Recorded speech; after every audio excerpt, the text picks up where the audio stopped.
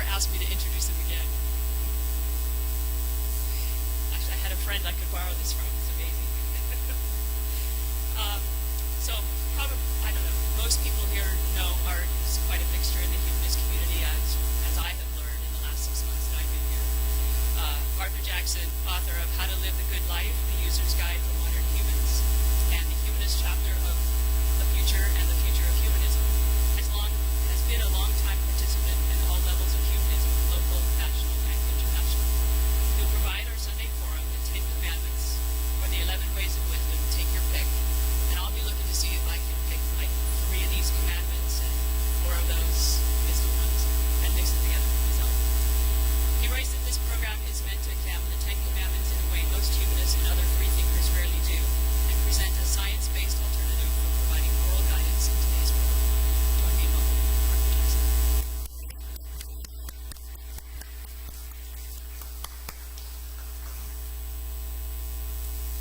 Thank you very much, Laura. Okay, so the title of my talk is The 10 Commandments or the 11 Ways of Wisdom. What's your preference? And so let me begin. Maybe I should start by asking, when you think of your moral system, how many of you use the 10 Commandments as a way of guiding you in your life? If you could just raise your hand so I get an idea of where the thinking of the audience is. Don't be embarrassed to say that, because think about it. Where else you going to look? Thank you. Okay.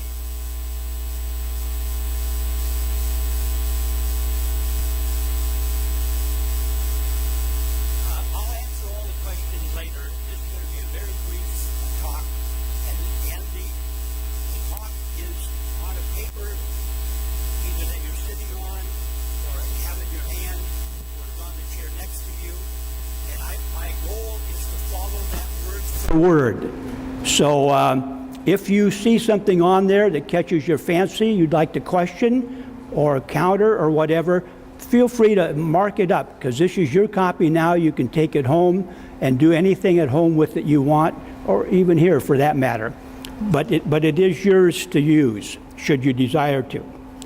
And it starts off by saying, are the 10 Commandments a justifiable source of absolute values, or even a system of useful values? Many thoughtful persons accept the 10 Commandments of the Jews and Christians as being acceptable guides for a moral system. I disagree. If one examines them critically, I think their assumed value recedes to the vanishing point. And here I would introduce you to a reference that I have a few copies of for anybody who happens to feel it would be useful to them. And that is, I have a paper here called The 10 Commandments Uncensored. I only have around 10 copies or so, but if there are a few of those who would like to be able to refer to that either now or later, I would ask somebody to pass them out as far as they go. Would anybody like a copy? If you are, raise your hand and Carl will provide you with that. It's also available online if you go to www.atheist-biog/the-uncensored-10. In case you didn't get all that, give me a call. I would have put it in here if I've been thinking that far ahead. The first 4 commandments have no moral standing outside of the tradition in which they were developed.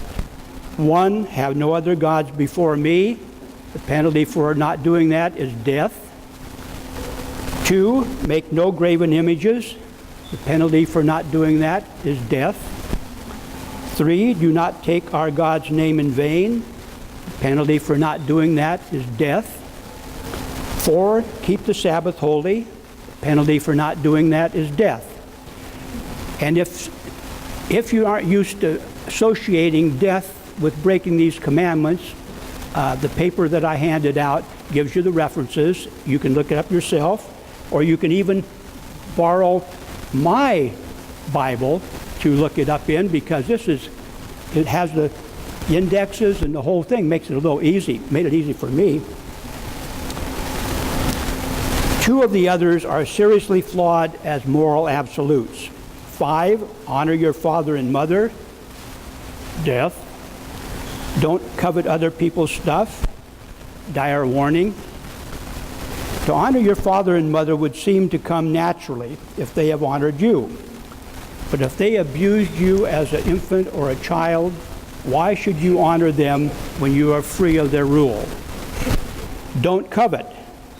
My response is, why not? What's wrong with desiring what others have, as long as one doesn't take the next step and try to take it from them?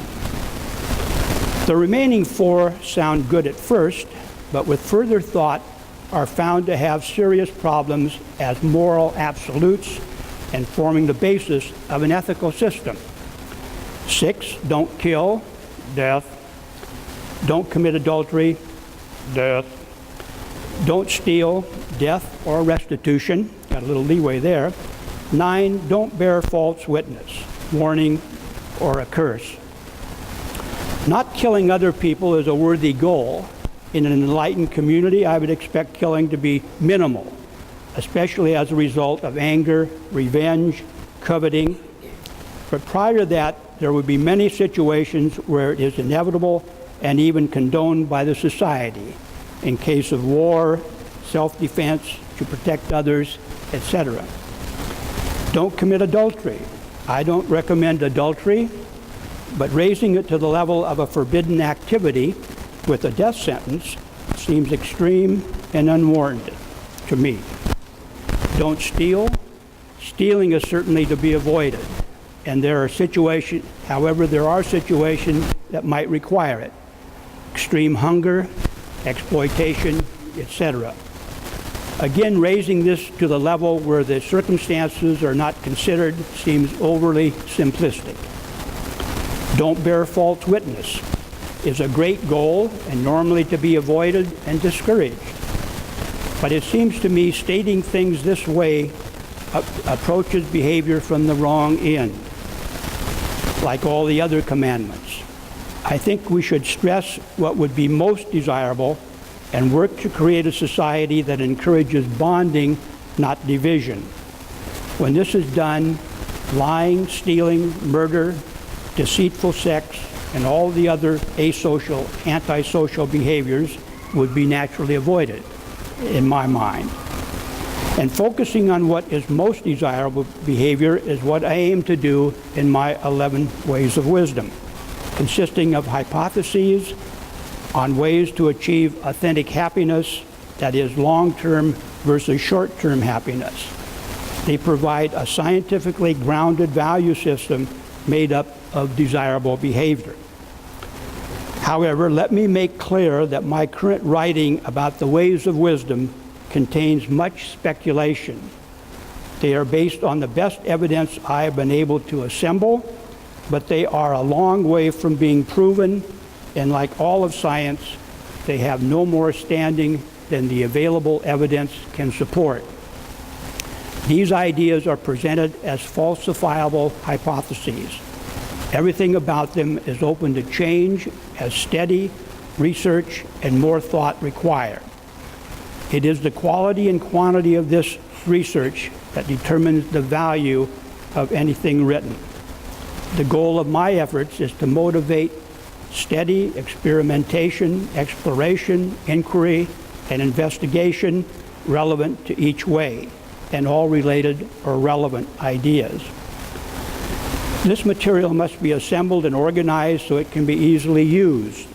Such information would help to determine the dimensions, exact components, value, and application in people's lives of each way of wisdom or whatever ideas may replace them.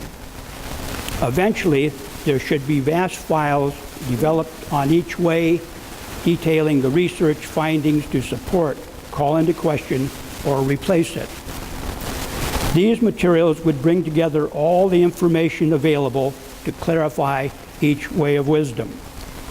This value and how to achieve it, Volume 1, that is How to Live the Good Life, a User's Guide to Modern Humans, which is what I have in my hand here, and I just happen to have a few copies available for those of you that haven't gotten a copy yet. This is a beginning, and Volume 2 substantially expands on this material. And here are the 11 ways of wisdom. 1, recognize that human beings are the ultimate reference system. 2, endeavor to maintain and develop the human species. 3, seek to understand, pursue wisdom. 4, recognize that all knowledge rests on faith/beliefs and must always be open to questioning. 5, strive to make the best choices possible. 6, know and struggle to improve yourself. Work to be physically and psychologically healthy. 7, develop and adopt a perceptual framework in which pain does not prevent the achievement of authentic happiness. 8, help and be helped by other people. 9, work to increase knowledge in all creative and artistic endeavors. 10, support efforts to ensure that every child is provided a loving, nurturing environment and all the things necessary to achieve authentic happiness. 10, work to achieve authentic happiness. Make of your life a spiritual quest. I define a spiritual quest as the quest for wisdom. For me, this involves accepting oneself as a natural being evolved in a natural world with the power of symbolic language, which provides the ability to look beyond our current knowledge and experience and draw inspiration from that vision. This is a naturalistic definition of the spiritual and the transcendent, but identifies with the eternal, with the ultimate, with the infinite, and with truth, and truth with a capital T. And there it is. Now we're ready to discuss those if you have anything to contribute. Carl will bring around the mic and take it when we finish. So I think that most of these are good. I would add that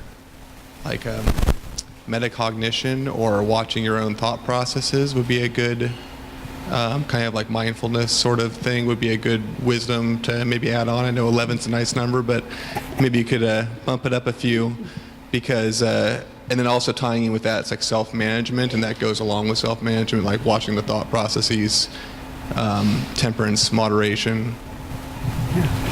Well, I would hope that that is included in these. However, I'm not prepared to say how at this moment, but I'd be more than happy to get together at some point and discuss that, because certainly what you say is something that should be incorporated if it isn't. But I hope it is. Hi, Arthur. Yeah, I just had a couple quick thoughts. One is it seems to me that, as I think you know, I'm a big believer in happiness, and I guess I think animals can have happiness too, and so I would want to see some kind of inclusion of the happiness of all creatures that can feel happiness. And the other thing I was wondering about is, to my mind, having good interpersonal relations with other people, you know, in your own life and around the world, you know, is very important. And so I was wondering which of your 11 things might include just being nice to people. Well, I hope several of them deal with that. And again, to try and pull that out and put it in, I'm again not prepared to do that, but I would be more than willing to meet individually, maybe even over a beer, and chug on that and see if I truly haven't included that well enough. But let me clarify what I'm doing. these words are only the opening line of a paragraph, of a chapter, of infinite chapters. None of them provide all the background and detail that it looks like you may get in a sentence. So don't think the sentence says it all. The primary purpose of the book, or one of the things that developed because of the book, was to explain each of those, and each of those ways has a chapter in here. So it's not just that sentence that I'm not trying to protect any sentence. As I normally say when I'm talking, if somebody can show I'm wrong, that's a real gift to me, because to find out I'm wrong gives me a chance to try to correct it and to integrate it in a more appropriate way. Because for sure, I do not suffer under the conclusion that I have everything figured out. All I've tried to do is to do my best job of figuring it out and putting it out there, and I only got this far because a lot of people helped me overcome some of my erroneous thinking. But back to the initial point that you raised, Brian, that's a really important issue, because I think this is a point where probably most humanists have trouble figuring out what it's really all about. And I hope that you won't take it in an offensive way if I say none of us have got it all figured out. I've done my best statements, but that doesn't mean that's the end. That's just the starting point. My first way is recognize that human beings are the ultimate reference system.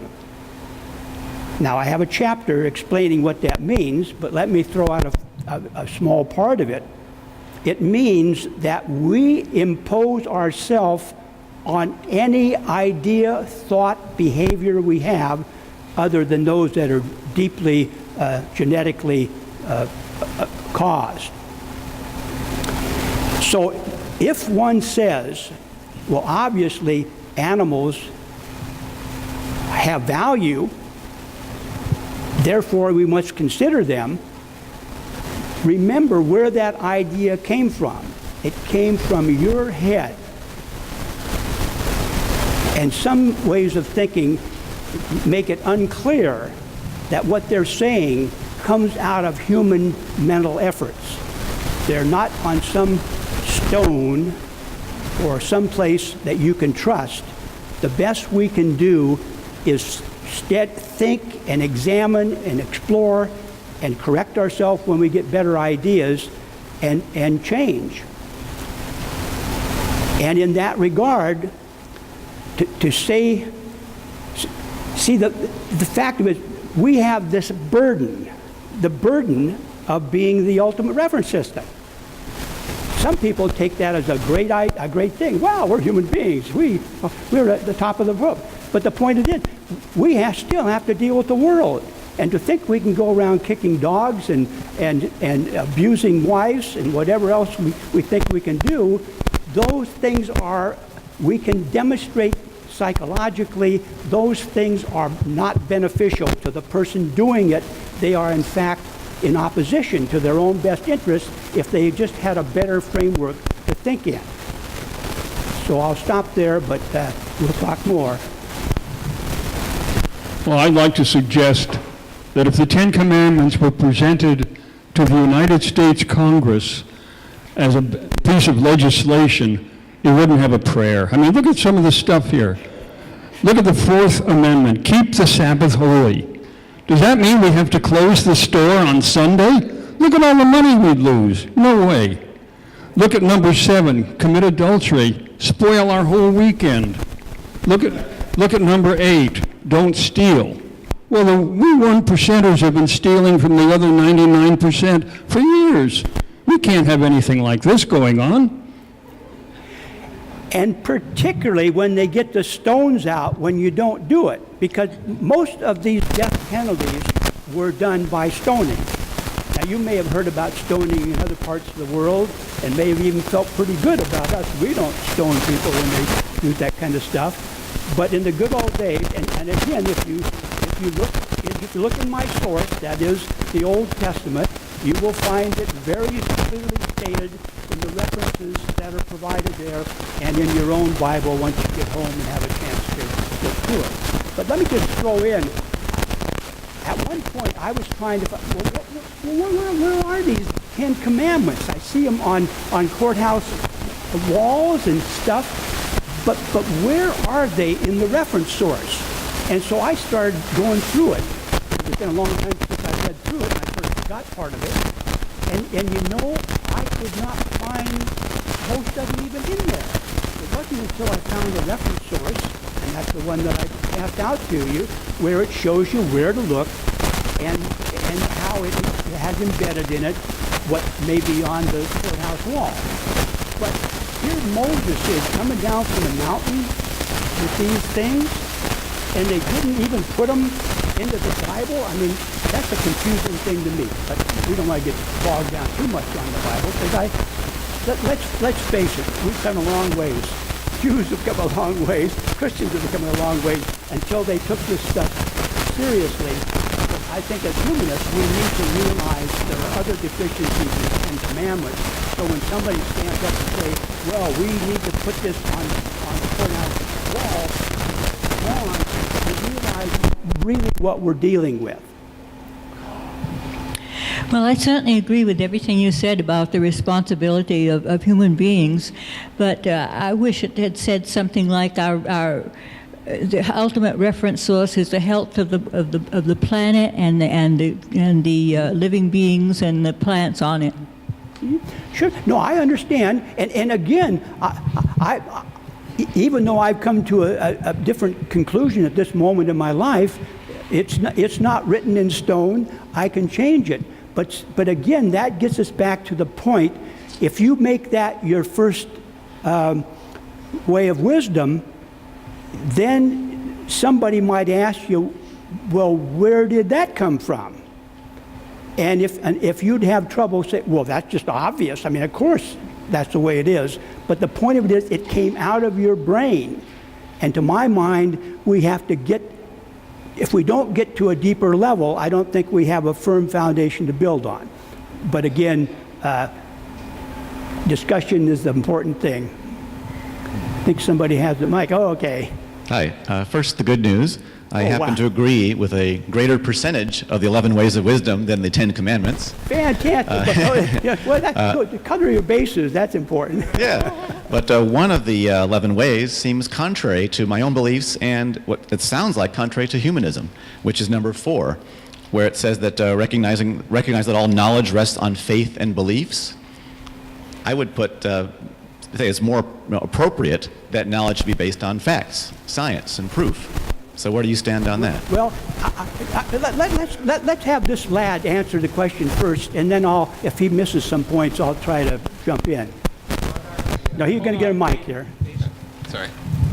I've actually written up what I call full stack, and in the software industry, people talk about full stack usually as I'll build you a website. Get that closer to your mouth. I'll build a website. So full stack in the software industry is defined as I'll build you a website, I'll do the back end and the front end and get it running for you. One person can do that.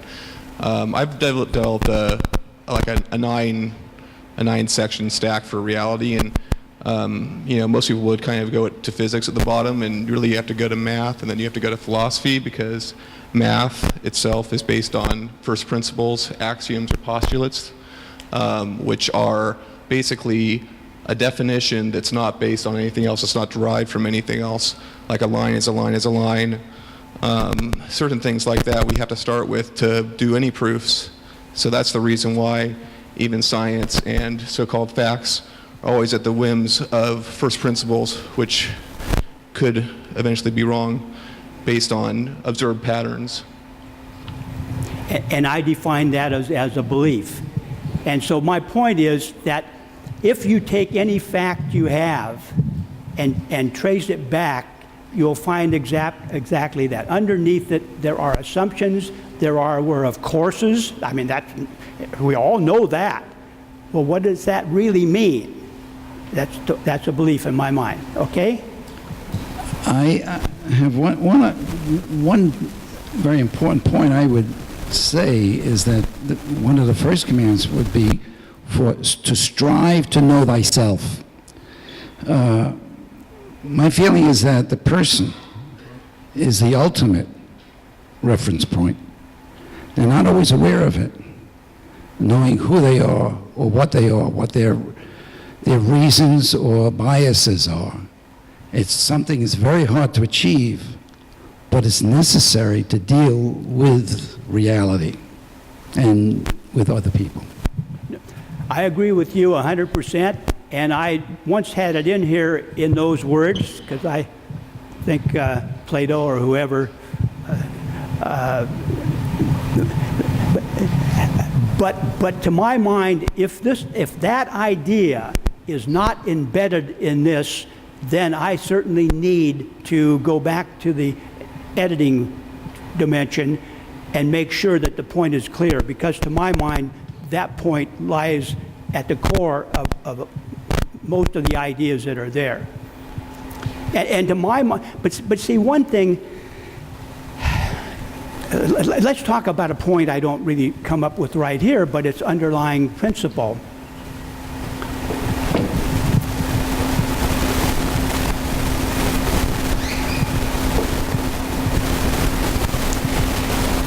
The issue of responsibility.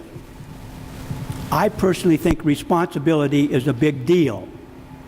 My underlying principle is that any human being is responsible for every act or failure to act that they do, while at the same time their society is also responsible for every act they do or fail to do.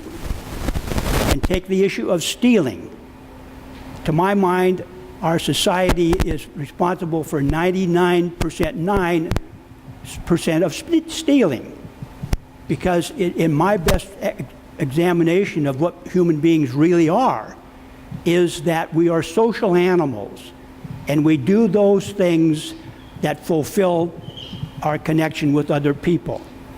But when we live in a bad society, we incorporate a lot of bad ideas, and therefore we do things that are really not to our well-being or to the well-being of a good society. And I would say that, that's an issue that's important here, I think. Two very quick ones. The first one, when you said The Quest, it reminded me of that great musical that later became a movie, Man of La Mancha.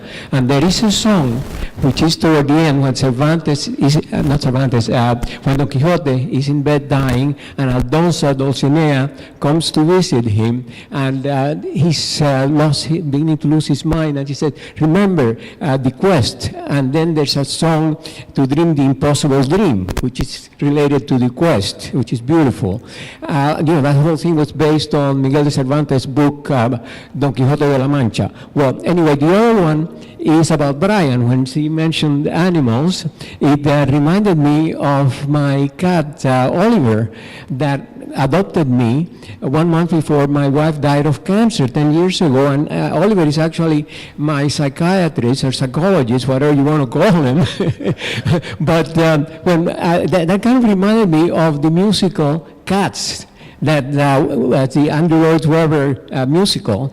But I think that maybe we could talk Andrew Lloyd Webber into come up one called Dogs that would balance the whole thing between the two pets, But thank you for your great presentation. Well, what you say about pets, I think is truly important, and it's another one that requires a little dancing around and probably not over.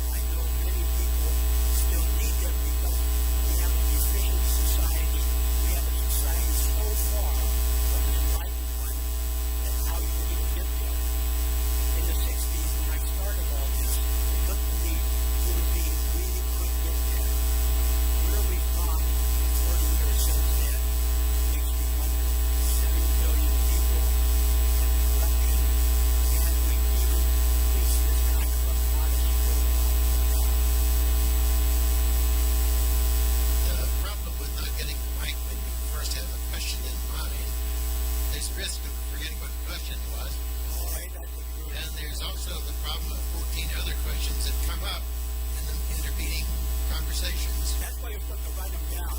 I tried.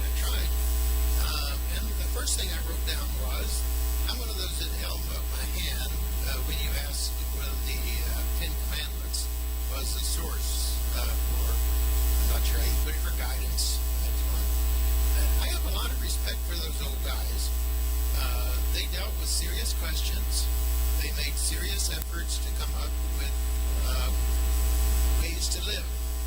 And that's still the core question for us today, it seems to me. They missed it on a few. Some I have no idea what they meant. But some others, they make sense. They're good, common sense ways of relating to others. And I think we need to respect that and build on it. And sometimes I think if we just go through it, as you did here, with criticism here, critique, put it that way. They're not all bad. There's some ideas there that do help us to relate to other people. The other question that I really had to do with, you say 11 ways of wisdom. Is that, would I be saying the same thing? This is good things to do, good things to believe? Is this the core? Must everything else be derivative of number one? So that nothing else stands alone. It must be derived from number one, that humans are the ultimate reference. And you say system. I don't know what system means in that context. So I could ramble on, but whatever you want to Let me ramble back. Let me say one more thing about this interspecies stuff with the dogs and the cats. There are a lot of species that form relationships. It's not just humans that it's so weird that we have relationships with other species. Well, you raised many good points. Let me say again, none of these came down from the mountain or are written in stone. Every one of them deserves observation, criticism, and dismissing if it doesn't hold up. And so in that sense, number one is not. Have you ever seen a bunch of Jews get together and talk about the Torah? Everything is questioned. All of these were always to be questioned from the beginning, it seems to me. How many people were stoned to death while the questioning was going on? 42? And could I get your reference source on that one?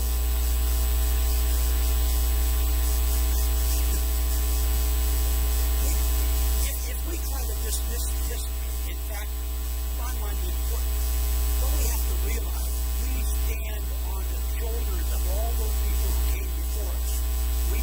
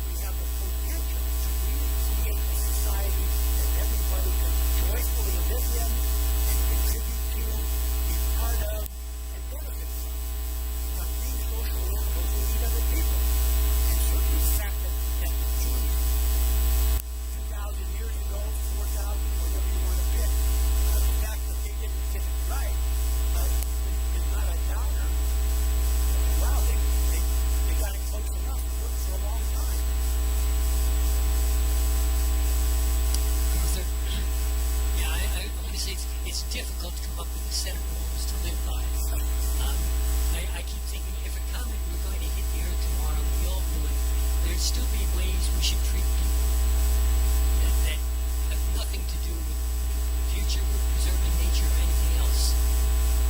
If we're suddenly deaf, dumb, and blind, and we still try to achieve some sense of well-being, I would do that. My favorite quote on that subject was from the teenage waiter at a restaurant who was quoting, but the line was, "The Tao that can be spoken is not the true Tao." So don't search for truth because you aren't going to find it.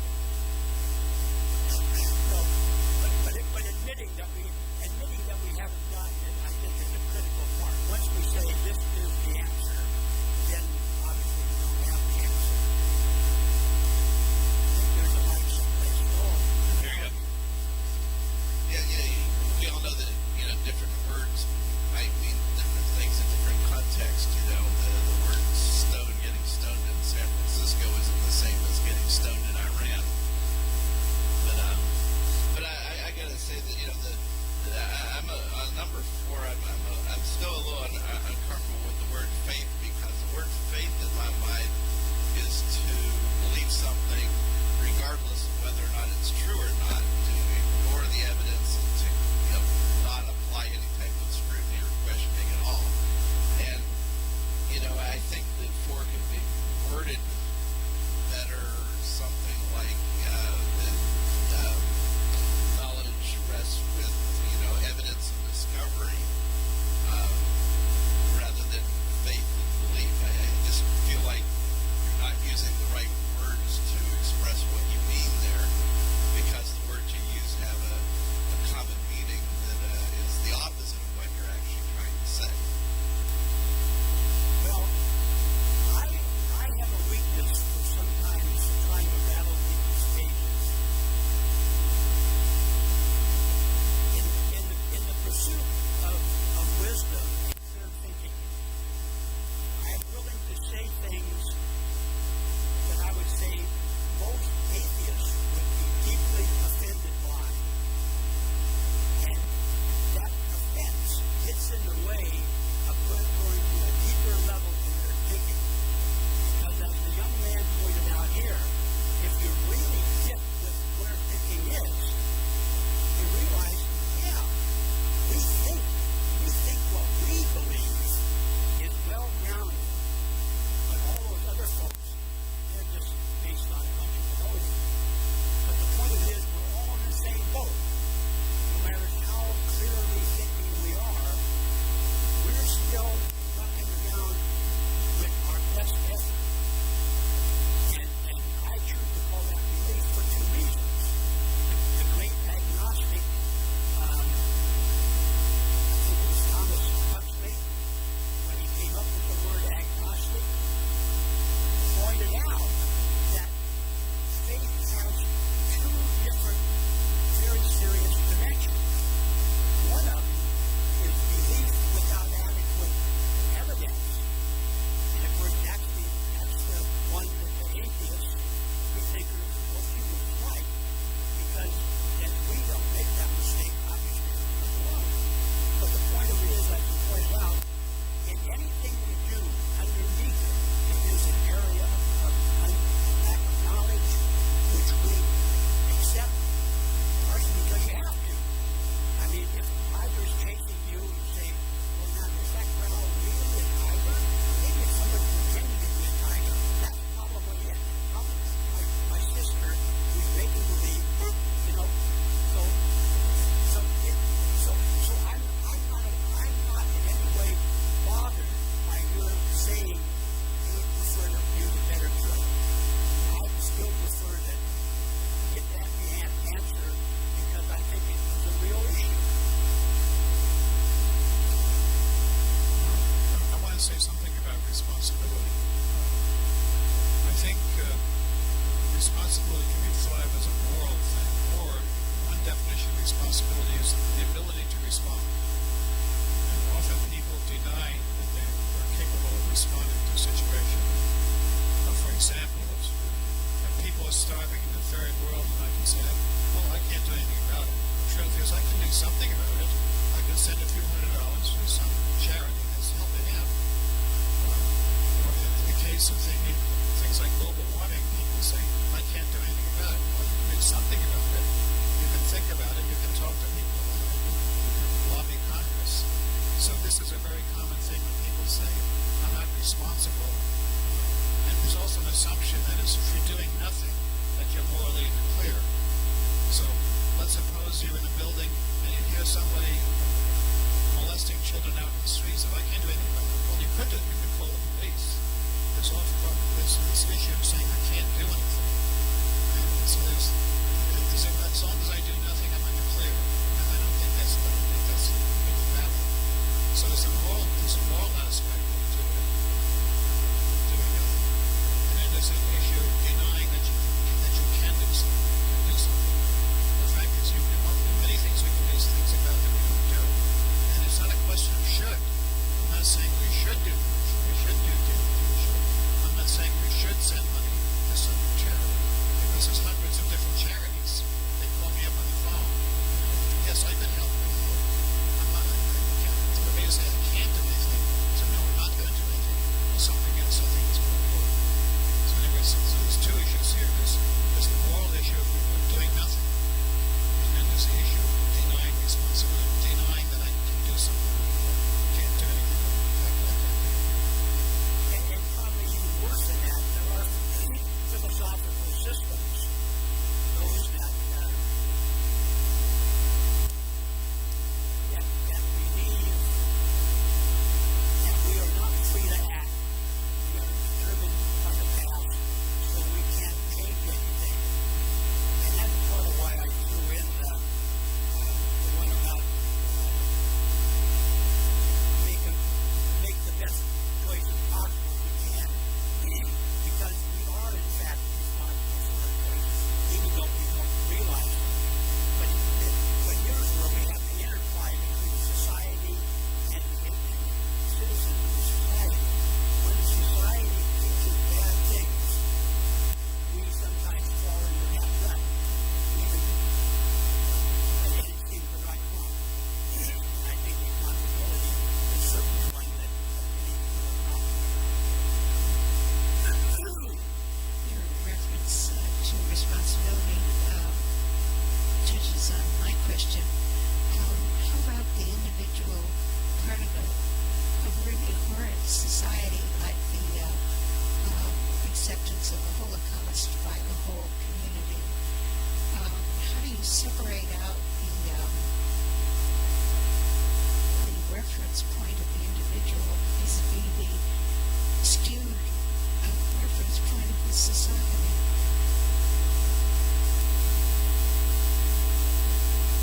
Well, to me, the important thing is many people go under the assumption I should never make a mistake. If I must make a mistake, that's a sign I'm a bad person, dumb, or whatever. So first, I can't ever admit I made a mistake.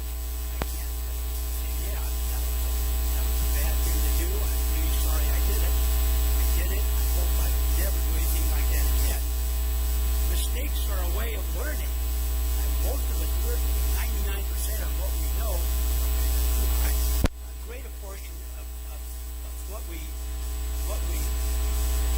are and what we think comes out of the mistakes that we made. And it's my observation, if you follow people around, the stories they tell when they're sitting around together, oftentimes go back to a terrible mistake they made.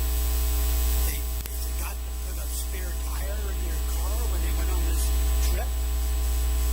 They got a flat tire. They had to walk 4 miles to a farmer's house to see if he could help them. In the process of that thing, they met the daughter. They fell in love. They got married. They have all these children. It's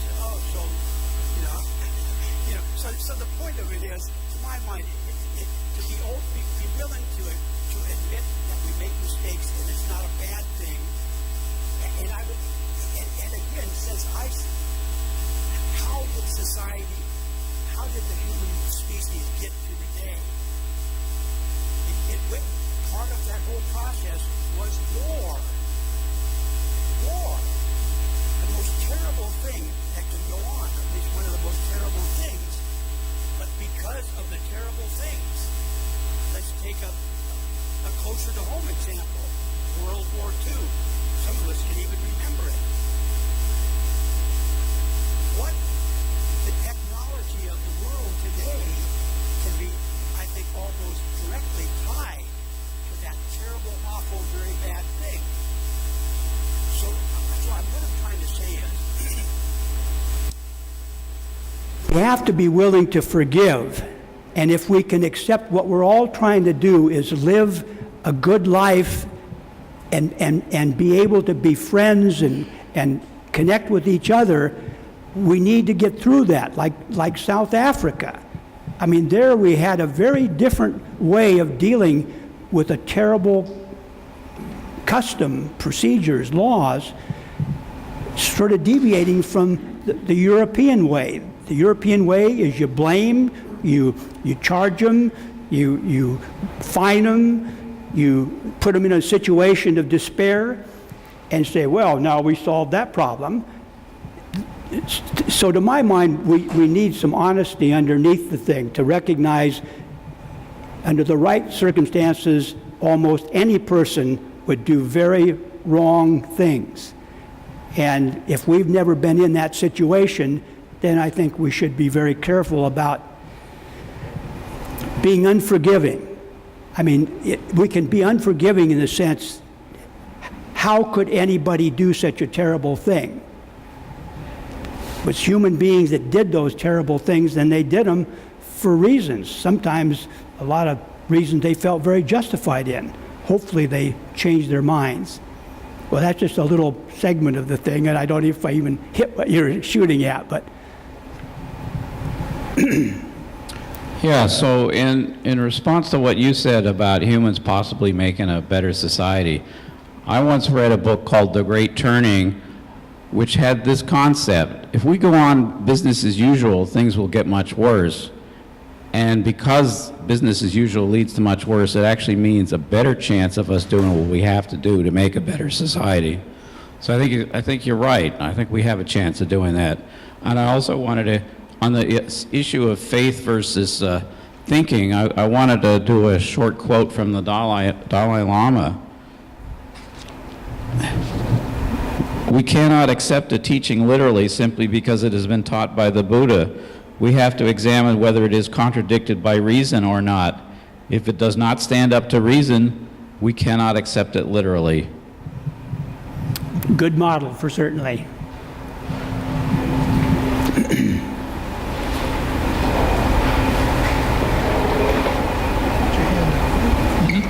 Who, me? I forgot.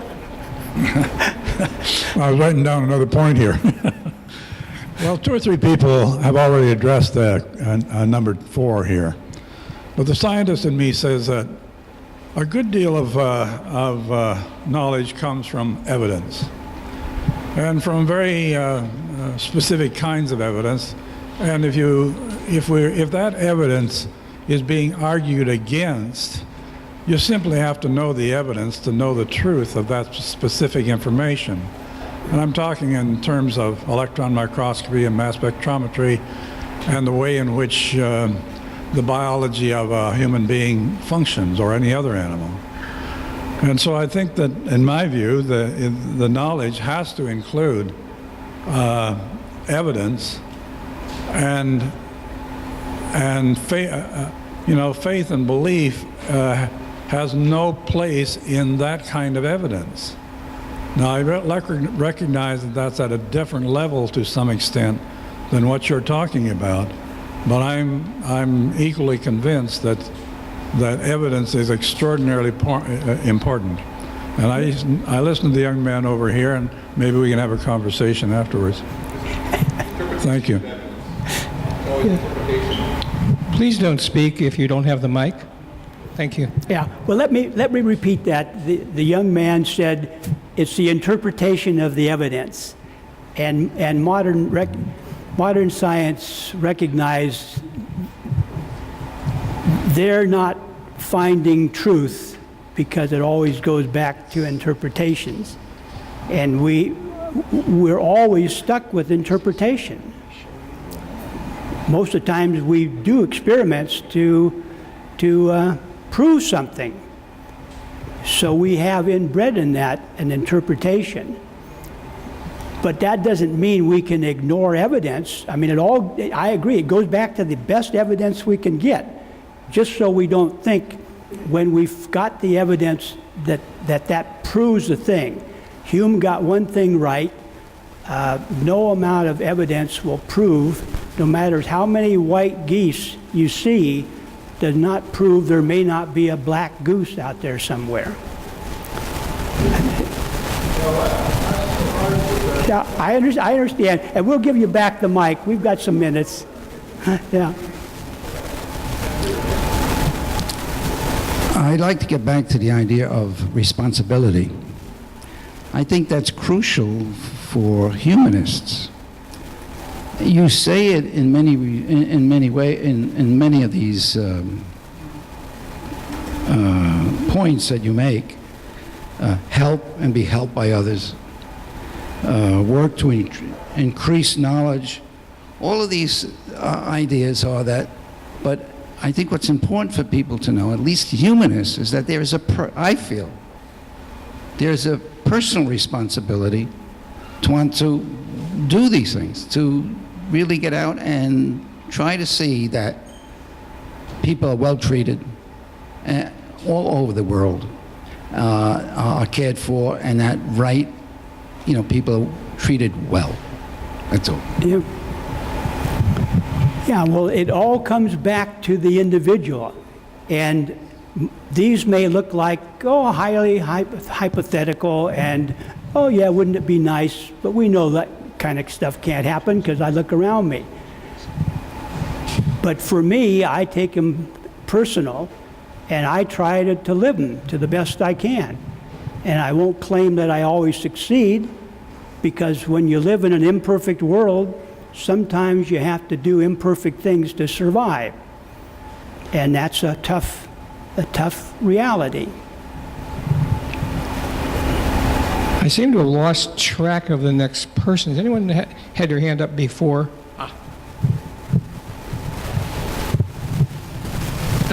When you mention forgiveness, immediately it brought to my mind the January celebration of Dr. Martin Luther King Jr. birthday, which I attended at the United Methodist Church in Palo Alto, which is 1 block away from the intersection of Middlefield and University Avenue. Well, it was great. That lady that once, several times I gave presentation here, La Doris Cordell, she was in charge of it.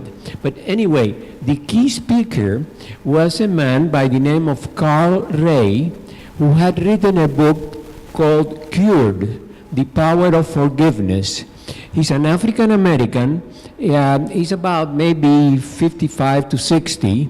And when he was a kid, he lived in the southeast of the United States. And one day he was going home, and this white guy stops him and starts asking him questions, which he answers yes or no. And that got him upset because he wasn't saying, yes, sir, no, sir. And so he followed him. And then when the boy gets to his home, his father is seated outside. This guy gets a gun, shoots his father dead. And eventually, the police caught the murderer. He was taken to trial, and they sentenced him to about 2 or 3 years, but he didn't even have to spend a single day in jail. So, I mean, the gentleman that gave the presentation, Carl Ray, this affected his life as he grew up, I mean, it was awful. But eventually, he was able to forgive. And that's something that surprised me. I wouldn't have been able to do that myself. But he, in his presentation, he actually told jokes. And I had a chance of meeting him personally after that, because they had a little dinner in another room in that place.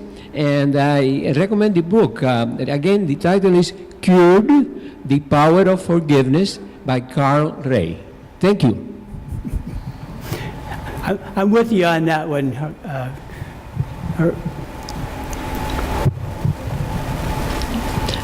I would just like to re-emphasize something that Brian said and that Alex mentioned, and that's being nice to other people and treating other people with respect. I don't see that brought out very strongly here, and I think that it's very easy in this community. I happen to be taking notes here because I thought it would be useful for the website. And now I notice that more than 80% of the people who have spoken are white men. And so it's hard to realize how little opportunity, how many opportunities are taken away from the rest of the community because they're not respected in the same way. And so I would like to think that there's a way of bringing out that we need to treat everybody, and we can take that responsibility to make sure that everybody is treated well. You talk here about giving children a loving, nurturing environment, and I agree with that. But it's also important that once they grow up, they have equal opportunity to get the job as everybody else, as the white men who've been speaking here. And they don't. Well, thank you for bringing up that point, because there's no question that we and humanists certainly not immune to this. In fact, the whole reason we have a feminist caucus in the American Humanist Association is because many humanists come from the academic domain, and they think when you say him, that means women. I'm sorry, that doesn't mean, that means women and men. Okay, let me get it right.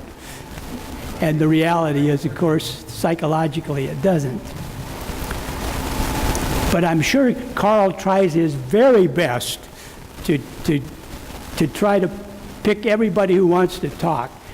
But who wants to talk? And why do some people not want to talk?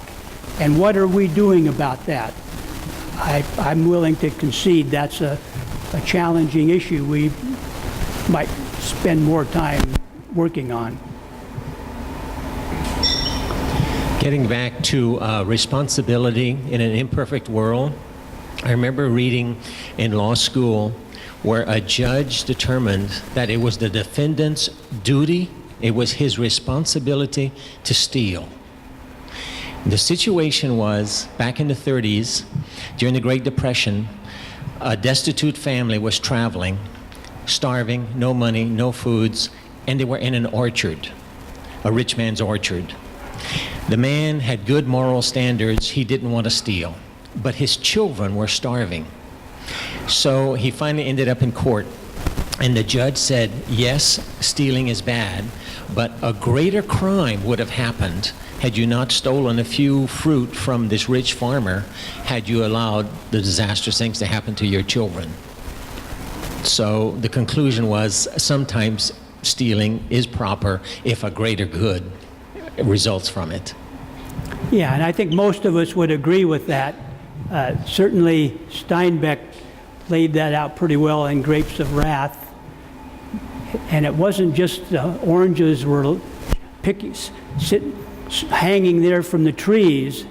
They were actually picked and dumped in the rivers and corrupted so they couldn't be eaten as a purposeful thing, even though it was recognized people were in fact starving. I hope our society has moved a ways from that, although things are going on in Congress that does make me wonder. But there is sometimes the feeling that if you can't make it on your own, like I did, of course, my parent, oh well, don't go there. Okay.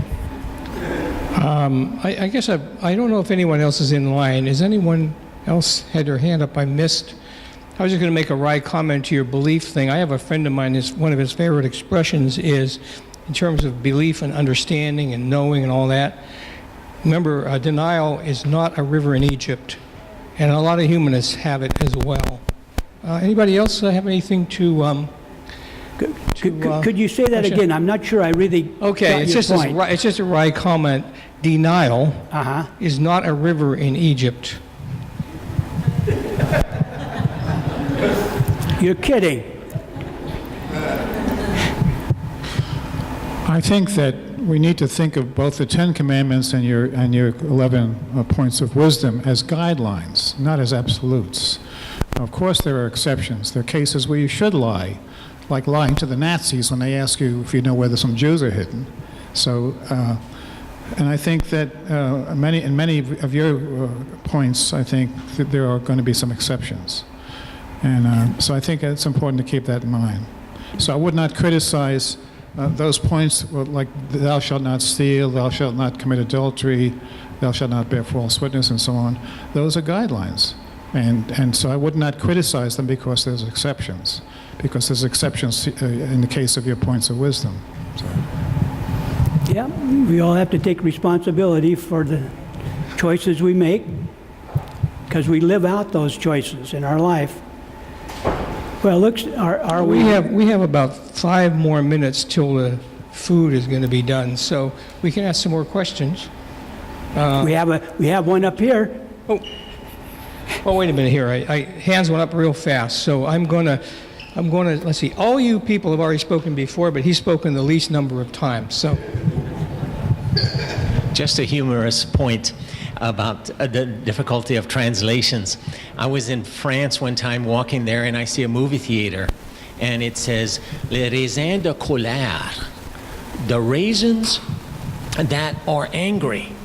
I'm saying, now who in the world would go and see a movie about raisins? And besides, who cares whether they're angry or not?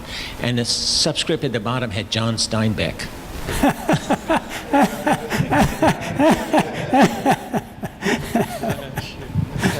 Thank you for sharing.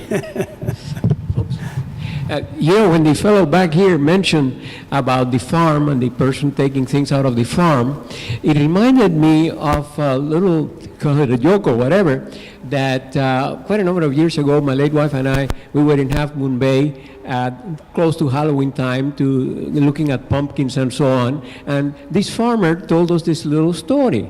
Said that there was a farmer that was growing pumpkins. Had a big farm and so on. And every morning he'd get up and count his pumpkins. Well, every morning there was one pumpkin less. So, counts the next morning, again, one pumpkin less. So he scratches his head and said, well, I got to do something about that. Well, the thing is, he goes, and before he goes to bed that night, he puts a sign on the entry to his farm saying, one of my pumpkins is poisoned. Okay? Well, the next morning, he gets up and goes around and counts the pumpkins, and fantastic, no pumpkin is missing, okay? So he's happy, oh, that sign really worked. So then when he goes out to the front entrance and so on, he sees that somebody wrote on his sign that says, one of my pumpkins is poison. Somebody wrote, now there are 2.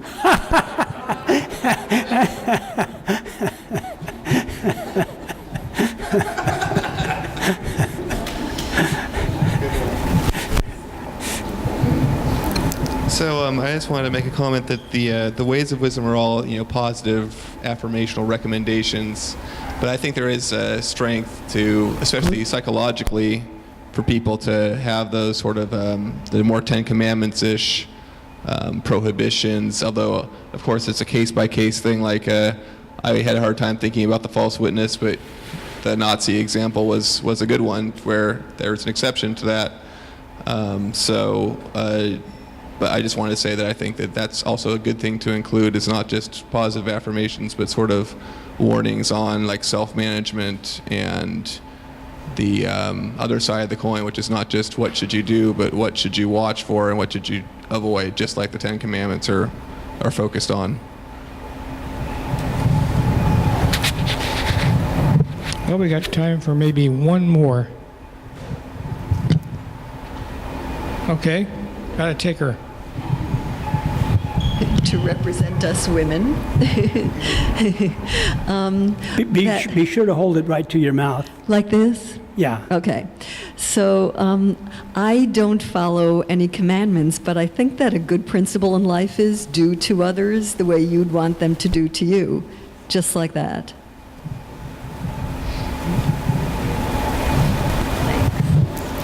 Yeah, many cultures have that idea, and I think certainly there's wisdom in it, but like anything, it's not perfect.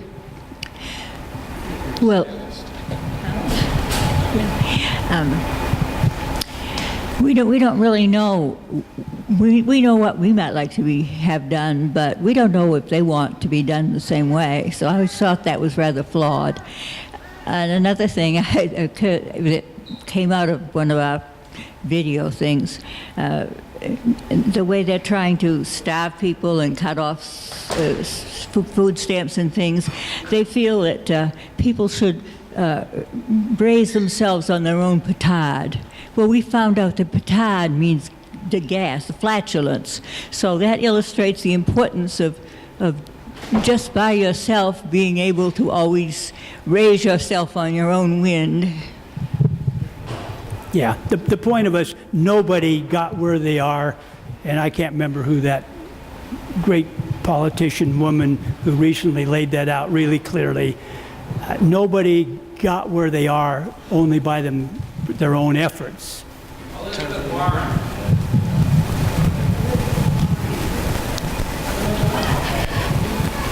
Could you explain what you mean by number 7? Develop and adopt a perceptual framework in which pain does not prevent the achievement of authentic happiness. What I'm trying to lay out there is we as free thinkers oftentimes think that pain is a terrible, awful, very bad thing, nothing we want to have, and nobody else should have it, and let's don't think about it. But the point of it is there's so much pain in our lives that it seems to me, and many people feel overwhelmed by the pain.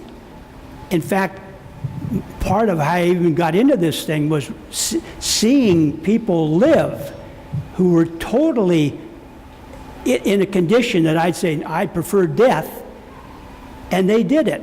I think of one example that there were congenital twins, 2 young ladies, and one of them was pretty tall and the other one was shorter, and of course as they were joined at the hip they had to do everything together. They had to be in each other's presence all the time. And I said, that is a terrible thing. I would rather die than have that situation. And what these twins said blew my mind. This is such a wonderful opportunity. We feel so great about it. And they went on and on about it. I can't remember all the details at this moment, but it did strike me. And basically what I'm trying to get to is many things get worse the way we think about them. It's just like if we think our mother did these terrible things to us, she denied us all this stuff, and she is a terrible person, and I hate her. I will never talk to her. She's a witch. Miss the whole thing. If a mother isn't doing the best she can to help her children, what kind of a state must she be in? What about her? It's not all about me. At one level, it's all about me because I'm doing the evaluating. But unless I can take into account what's going on with other people, then I miss the point. And I'm trying. And one thing about that also is,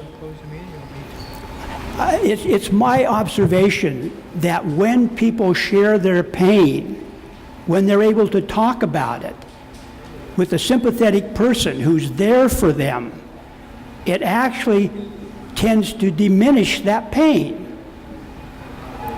And on the other hand, out of great pain can be tremendous benefits for the species. I mean, the terrible, awful conditions that some people were given as a result of their genetics allows the study of those things so we can gain a hand in preventing that or overcoming it with drugs or whatever. So it's merely an effort to try to recognize there is pain. Let's don't ignore it. Let's think more about it. And I try to do that with my chapter on pain, but all of them don't have all the stuff. I mean, in other words, it needs more thinking. And every time I talk to people about this stuff, it helps me think a little more clearly about what's going on.